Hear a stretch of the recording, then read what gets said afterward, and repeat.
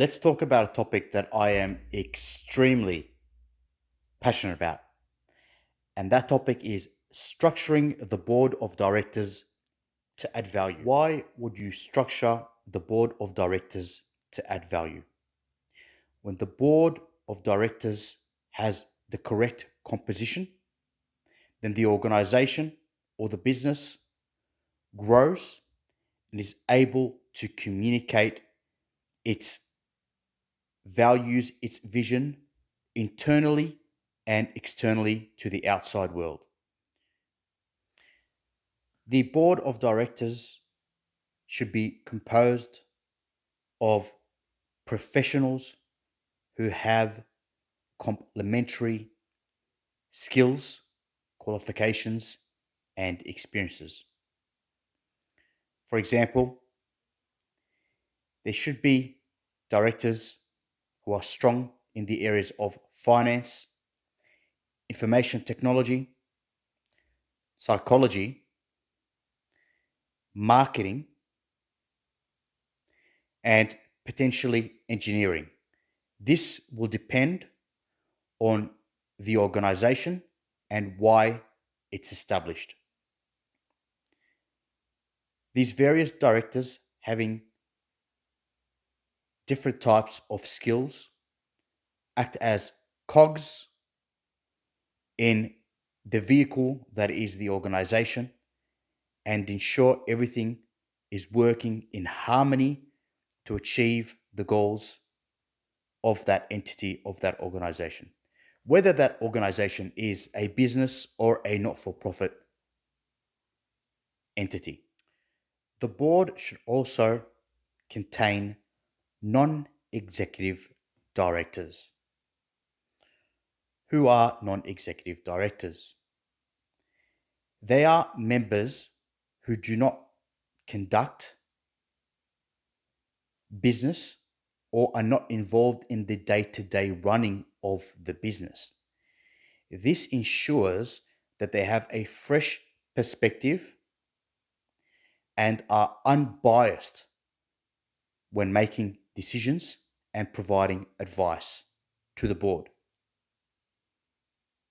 They're independent from the other directors who run the business, and hence they can provide an opinion, a view that is outside the box and ensure the integrity of the organization. The members of the board should be responsible for subcommittees. They should head these subcommittees, summarize the information from the various subcommittee meetings, and present this to the board of directors. Some of the subcommittees can include things like internal audit, social media and marketing, the legalities of the business, and human resource management. At all times, the board of directors should be focusing on the longevity and succession planning. The directors should be scouting for future leaders. They should be empowering, educating, and guiding those who report to them to be able to fill their positions. This is very, very important because if the next generation, the next group of leaders is not being developed and something was to occur to the current leaders or those who are currently responsible for the business, then the business could potentially cease to exist overnight. And that is a very, very scary thought. And it's one that definitely needs to be addressed. So we should always ensure that there is someone who's able to step up. And it's not just about requiring them to step up, but it's about equipping them to be able to step up. Because if you don't empower people, if you don't educate them, they will not be in a position to step up and take on a leadership role. The board of directors must be goal focused rather than position focused. The goals and the vision of the organization, again, whether it's a business or not for profit organization, should always be stated in every meeting. The pillars should also be stated at every meeting. So these items are always front of mind, and they're always there as our main concern and our main aim. It should never be about retaining positions. It should be about what am I able to add to this particular organizations, to this group of people. How am I in this particular situation, position, able to add value to my network and the community at large? What kind of a leader am I? Am I actually a leader? Am I building people up? Or is it mainly about me and about having that light continuously shine on me? I think servant leadership is very important. And that's where a leader is very strong, but humble enough and has the courage to develop people so they can take on his or her role when the time is right. The board of directors should be very transparent. They should be communicating the goals, the pillars of the organization clearly to the external world and internally. They must be living the vision and the pillars on which the entity has been founded. This includes being transparent in terms of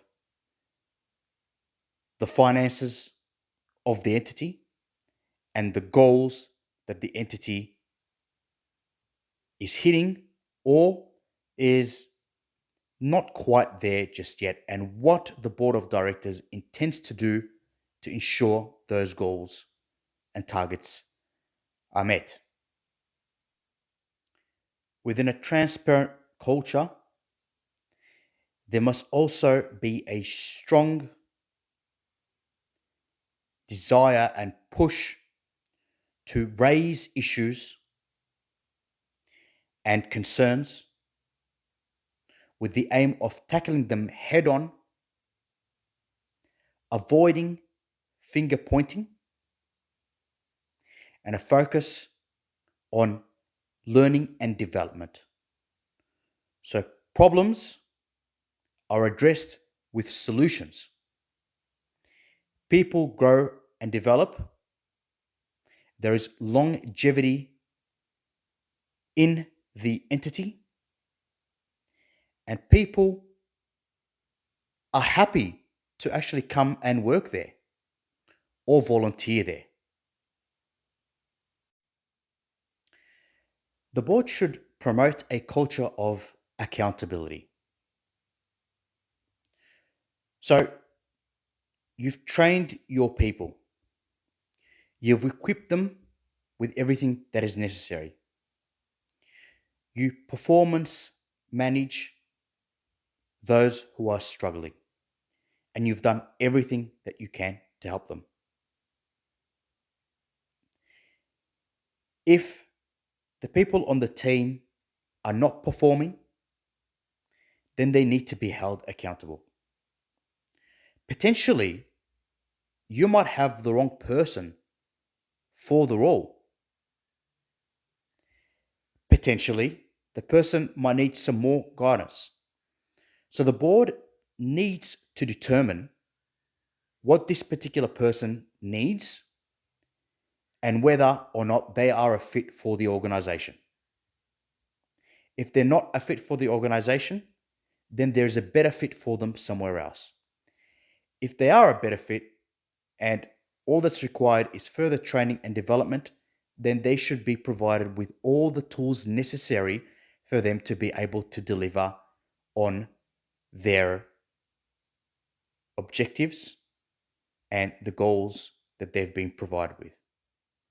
The board of directors should be able to access external advisors.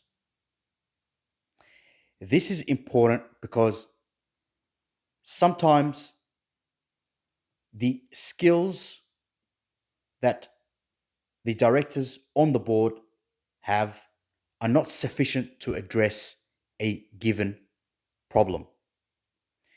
And so external advisors have both the resources and the skills to address that particular issues and find the solutions. They're also able to approach the issue with a new perspective and thinking outside the box without being attached to the day-to-day running of the business and being biased by that relationship. As always, I hope this video was helpful to you.